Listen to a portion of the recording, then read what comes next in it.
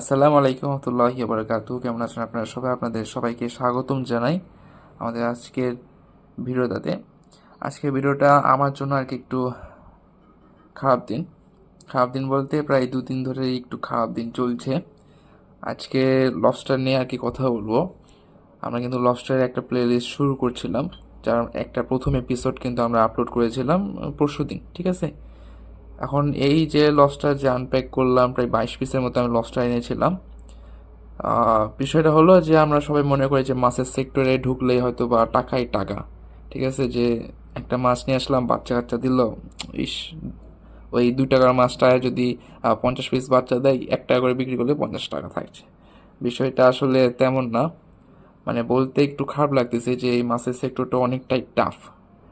তো আসলে আরেকটা জিনিস বলে দেই, যে আপনারা অনেকেই ভিডিও দেখেন কিন্তু ইউটিউব চ্যানেলটাকে আর কি সাবস্ক্রাইব করেন না।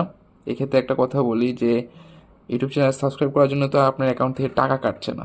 সেকেন্ডলি যেটা কথা, যে আমি কিন্তু নিজে রিসার্চ করে এক্সপেরিমেন্ট করে আমার কোনটাতে লস হচ্ছে বা আমার কোনটাতে খারাপ কিছু হচ্ছে সেটা আপনাদের সাথে শেয়ার করছে এই ইউটিউব চ্যানেলের মাধ্যমে। সেক্ষেত্রে আমার মনে হয় যে আপনারা আরও খুব দ্রুত বুঝতে পারবেন যে হ্যাঁ, আমার এই জিনিসটা নিয়ে কাজ করতে গেলে আমার এই এই জিনিসগুলোকে মাথায় রাখতে হবে, এই সব কিছু। তো আমি মনে করি যে আপনার ইউটিউব চ্যানেলটাকে যদি সাবস্ক্রাইব করেন, এতে আপনাদের জন্যই ভালো। আজকে ভিডিওটাতে একটা লাইক আমি চাই আপনাদের কাছ থেকে, প্রত্যেকজনের কাছ থেকে, এবং একটা করে কমেন্ট চাই। তো আর কোনো কথা না বাড়িয়ে ভিডিওটা শুরু করছি।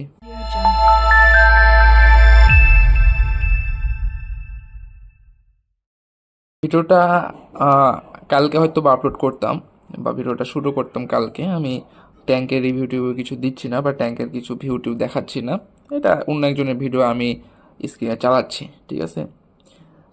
লবস্টারের একটা সব থেকে খারাপ পয়েন্টটা বলি, যে লবস্টার খোলস চেঞ্জ করে, এবং এ যখন খোলস আর কি চেঞ্জ করে, তখন যে জিনিসটা হয় যে খোলস চেঞ্জ করার ফলে যেই পুরো স্তরটা, মানে হচ্ছে বডির স্তরটা, এটা খুব নরম হয়, মানে মাংসর মতো।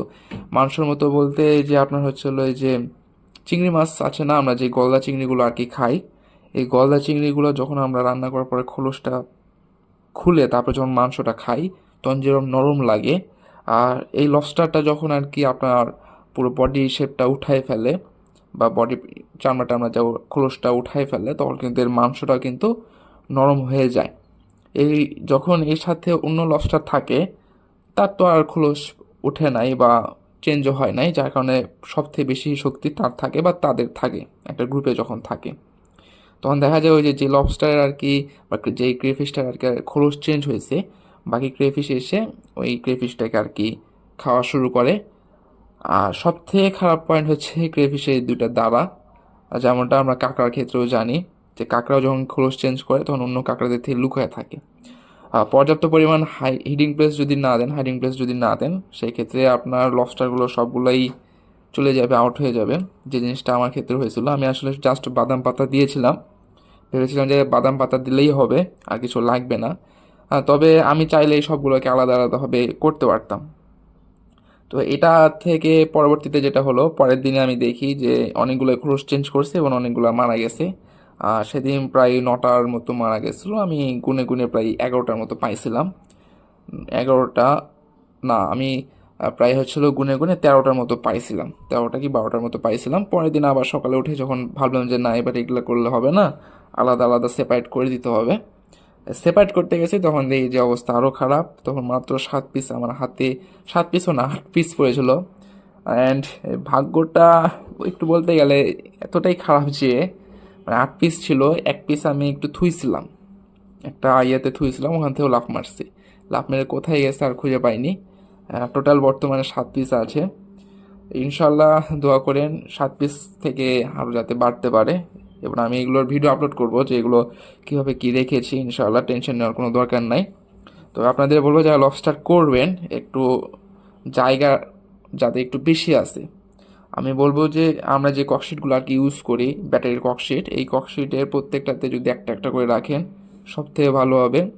এরপরে 10টা ককশিটে 10টা রাখবেন, রেখে ব্রিডিং পেয়ার করে বাচ্চা কাচ্চা করবেন। এক্ষেত্রে আপনারা লাভবান হতে পারেন। অ্যান্ড আমি বলবো একসাথে না রাখাই বেটার, খুবই ডেঞ্জারাস। আর যখন আপনারা আর কি ট্যাঙ্কে রাখবেন, যে কোনো ট্যাঙ্কে, ওই ট্যাঙ্কের উপরে নেট দিয়ে দিবেন, নাহলে আরও ডেঞ্জারাস হয়ে যাবে। কারণ আমি আজকে দেখলাম যে আজকে যখন সকালে উঠে আমি 13 পিসের ভিতরে যখন খুঁজছিলাম, 8 পিস তো পাইছি। আর তার মধ্যে 3 পিস আমার মনে হয় লাফ মেরেছিল কোথাও, ট্যাঙ্ক থেকে লাফ মেরেছে। ট্যাঙ্কটা অনেকটাই পানি কম ছিল, তারপরও ট্যাঙ্ক থেকে লাফ মেরেছে। আসলে আমাকে অনেকে বলেছিল, আমি নিজেও জানতাম যে আসলে লাফ টাফ মারবে, তো ভেবেছিলাম যে কিছু হবে না। এটা খুবই একটা খারাপ জিনিস হলো। যাই হোক, ইনশাআল্লাহ মহান রব্বুল আলামিন পুষায় দিবে, এটা নিয়ে কোনো সমস্যা নাই।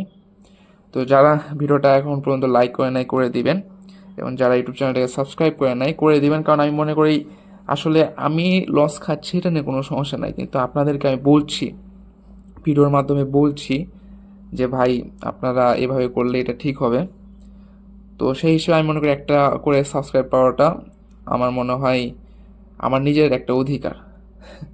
তো সবাই ভালো থাকবেন, আমার জন্য দোয়া করবেন যাতে আগায় যেতে পারি। আসসালামু আলাইকুম।